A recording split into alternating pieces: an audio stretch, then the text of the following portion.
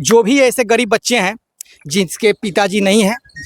उस पिताजी दुनिया से छोड़ जा चुके हैं, दुनिया छोड़ चुके हैं, पैसा के अभाव में वो बच्चे नहीं पढ़ पाते हैं, उस बच्चे को हमारी संस्था द्वारा, चाहे वो बच्चा कहीं का हो, कलम कॉपी किताब खरीद कर मुफ्त शिक्षा उपलब्ध कराई जाती है। अगर कोई भी ऐसा स्टूडेंट्स हो, पढ़ने की इच्छुक हो, पैसा के अभाव में नहीं पढ़ रहा हो, तो हम उसको मुफ्त में यहाँ शिक्षा उपलब्ध कराते हैं, कलम कॉपी किताब भी खरीद कर देते हैं हम उसको। बस अपने माध्यम से मैं यही करना चाहता हूँ। जितनी भी हम लोग का टॉपिक है, हम लोग प्रश्न उत्तर के पीछे नहीं जाते हैं, लाइन बाई लाइन जितनी भी है हम लोग वो सीबीएसई बोर्ड के पैटर्न के तहत उसको क्लियर कराते हैं, क्योंकि आज के जो एग्जाम हो रहा है सबसे अधिक ऑब्जेक्टिव पर ध्यान दिया जा रहा है, तो ऑब्जेक्टिव के साथ साथ सब्जेक्टिव पर भी ध्यान दिया जा रहा है। जितनी लाइन है उस लाइन बाई लाइन क्लियर कराते हुए हम लोग बच्चों पर ध्यान देते हैं, क्योंकि बच्चे कुछ चूक जाते हैं, कुछ बच्चे चूक जाते हैं रिजल्ट में, उसका अब क्या रीजन हो सकता है, क्योंकि हम लोग मेहनत तो क्लास में करते हैं, बच्चे भी करते हैं, कुछ बच्चे ऐसे हैं, अभिभावक ऐसे हैं कि घर पे जाने पर अब घर का भी काम देखना पड़ता है उसको,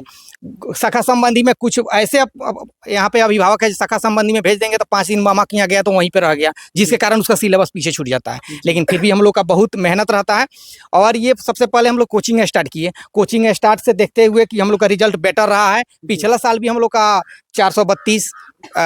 मैट्रिक और इंटर दोनों में टॉपर रहा था, तो हम लोग इसको देखते हुए हम लोग ने एक विद्यालय की यहाँ के समाज को देखते हुए कि ये बेटर शिक्षा हो, उसके लिए हमने एक स्कूल बनाया, जो चित्रेश पब्लिक स्कूल के नाम से स्कूल चलाते हैं लोग।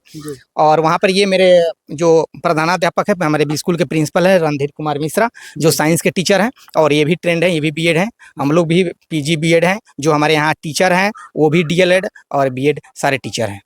चलिए सर, आपका बहुत बहुत धन्यवाद जो कि इतनी उच्च शिक्षा जो है सो बच्चों को दिए हैं। हम सब बच्चों को धन्यवाद कहना चाहेंगे कि क्या कि बच्चे भी मेहनत किए हैं और उनका अभिभावक का भी साथ रहा है, तो इसलिए हम सबको धन्यवाद करना चाहेंगे। बहुत से अभिभावक हैं जो आज के डेट में बहकावे में पड़ जाते हैं कि यहाँ मत पढ़ाओ वहाँ मत पढ़ाओ, लेकिन हमारे यहाँ जितने भी बच्चे हैं तो अधिकांशतः बच्चे बचपन से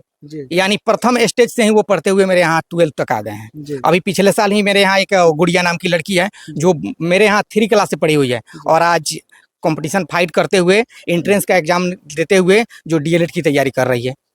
इससे हम बहुत खुश हैं कि गांव देहात में भी हम लोग रह के और बच्चे इतना मेहनत कर पा रहे हैं। अभिभावक का भी साथ रहा है, बच्चे का भी साथ रहा है, हम लोग तत्पर तैयार हैं बच्चे के लिए, और हम बच्चे से तत्पर बोलते भी हैं कि आगे जहाँ भी जाना हो, जैसे भी जाना हो, हम लोग तुम्हारे साथ हैं जी। बस चलिए सर, बहुत बहुत धन्यवाद। आप क्या कहिएगा सर? सबसे पहले मैं ये धन्यवाद बच्चों को ही देना चाहता हूँ कि आज जो भी सम्मान इनके पेरेंट या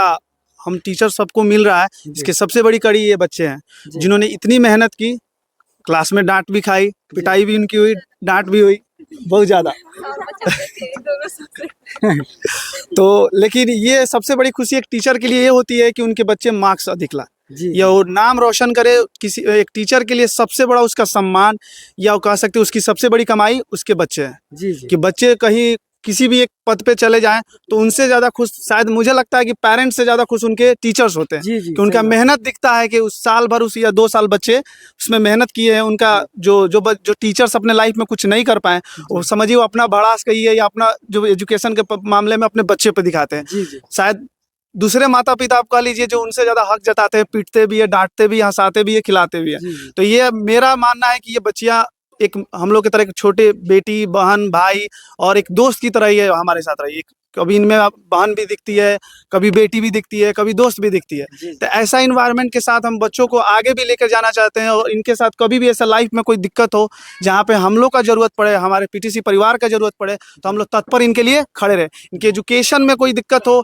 जहाँ हमारी जरूरत पड़े तो बेझिझक हमसे बोले कि सर हमें आपकी जरूरत है, हम लोग तत्पर इनके लिए खड़े। और सबसे बड़ा मेरा और मेरे पीटीसी परिवार की तरफ से कि ये कुछ ना कुछ करे,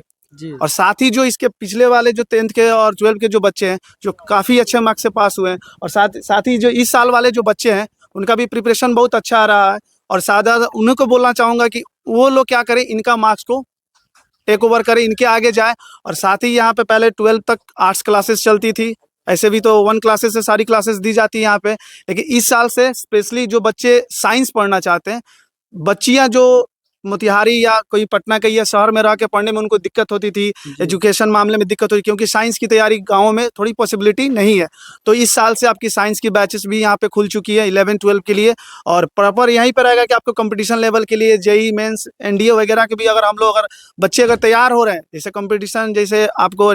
एसएससी जीडी वगैरह के लिए भी तैयार हो रहे हैं, तो उनके लिए भी हम लोग को तत्पर है कि बच्चों का एक ऐसा हब बना दिया जाए कि बच्चे को कभी भी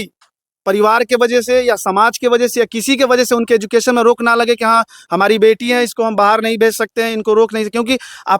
आप सब कोई को पता है कि हमारे समाज में लड़कियों पर कितनी पाबंदी है। जी हर तरह से एक पाबंदी है कि लड़की घर से बाहर नहीं जा सकती, ये है लेकिन सबसे पहले आप सबको मैं बोलना चाहता हूँ, आपके चैनल के माध्यम से बोलना चाहूँ कि प्लीज़ आप बच्चों पर दबाव ना बनाएं, बच्चियों पर खासकर बच्चियों पर कोई दबाव ना बनाए कि उनको लाइफ में क्या करना है। जितना हक एक बेटे को है अपने लाइफ में अचीवमेंट के लिए, उतने एक बेटी को है। शायद आपको बेटी को ज़्यादा अचीवमेंट देना पड़ेगा कि वो लाइफ में आगे करे, क्योंकि उसको समय आपके पास कम है कि उसको आप आगे बढ़ा के ले चलिए कि आपकी बेटी भी आपको एक बार देखिए कि आपकी बेटी क्या करती है आपके लिए। शायद आपके बेटे से ज़्यादा नाम आपकी बेटी कर सकती है। और जैसे हमारे देश में आज भी देख रहे हैं, प्रधानमंत्री इंदिरा गांधी भी रह चुकी है, वो भी एक महिला थी। गुंजन सक्सेना भारत की पहली फाइटर प्लेन जो उड़ाई, वो भी एक महिला थी। तो ये सब महिलाएं भी, इनके भी पेरेंट अगर सोचते हैं, जैसे कल्पना चावला जो नासा में रह चुकी हैं,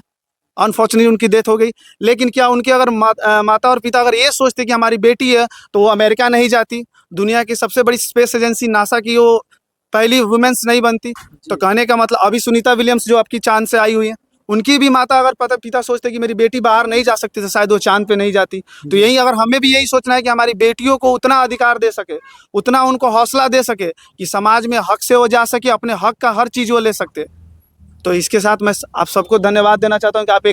एक फेयरवेल के लिए आप एक साथ इकट्ठे हुए, आप परिवार की तरह इकट्ठे हुए, और हमारा एक पीटीसी परिवार है, ये सब हमारे परिवार के बच्चे ही हैं। जरूरत जब भी पड़ेगा आपको, हम आप लोगों के साथ है। जी चलिए धन्यवाद।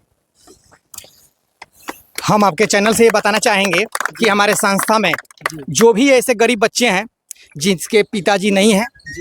उस पिताजी दुनिया से जा चुके हैं, दुनिया छोड़ चुके हैं, पैसा के अभाव में वो बच्चे नहीं पढ़ पाते हैं, उस बच्चे को हमारी संस्था द्वारा, चाहे वो बच्चा कहीं का हो, कलम कॉपी किताब खरीद कर मुफ्त शिक्षा उपलब्ध कराई जाती है। अगर कोई भी ऐसा स्टूडेंट्स हो, पढ़ने की इच्छुक हो, पैसा के अभाव में नहीं पढ़ रहा हो, तो हम उसको मुफ्त में यहाँ शिक्षा उपलब्ध कराते हैं, कलम कॉपी किताब भी खरीद कर देते हैं उसको। बस अपने माध्यम से मैं यही करना चाहता हूँ। चलिए, बाकी बहुत बहुत धन्यवाद आप सभी का, जो कि आप लोग इतने नाम किए और अपने माता पिता के नाम किए। बाकी इस वीडियो को आप लोग देखें, आप लोग को भी बहुत बहुत धन्यवाद। कमेंट बॉक्स में अपना सजेशन जरूर बताइएगा।